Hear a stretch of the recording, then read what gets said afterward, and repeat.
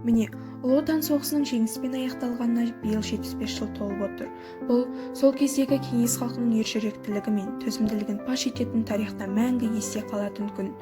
Осы бір сұрапыл соғысқа менің бабам Есенбеков Рахымжанның да қатысқан жайы бар еді. Бабам Сарыағаш ауданы Шеңгелді бекетіндегі Майбұлақ ауылында 1918 жылы дүниеге келген. Неше түрлі кезеңдерді басынан кешіп, өзінің қызметін атқарып жүргенде 1942 жылдың 6 қаңтарында әскер қатарына алынады. Карель фронтының 185 әскери шекара дивизиясының 85-ші темір жол полкінде атқышмерген ретінде жауынгерлік жолын бастайды.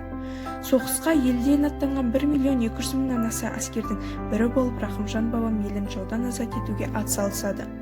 1944 жылдың маусым айына дейін Онега көлінің қорғанысында болып, небір сұрапыл шайқастарға қатысып көптеген қиыншылықтарды көреді. Қаншама жолдастарынан ажырап, жеңістің тәтті дәмінде, ащы дәмінде татады. 1945 жылы Рига қаласын, Ленинград қаласының маңын жау қалдықтарынан тазартуға қатысып, Польша жеріне өтеді.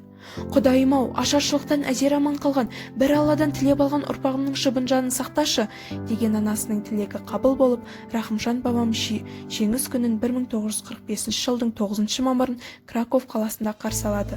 Алайда, бабамның әскери соғыс жолы осымен аяқтала қоймайды. Ол 1946 жылдың соңына дейін Чехословакия шекарасындағы 27-ші шекара қорғау бөлімінде әскери борышын атқарады.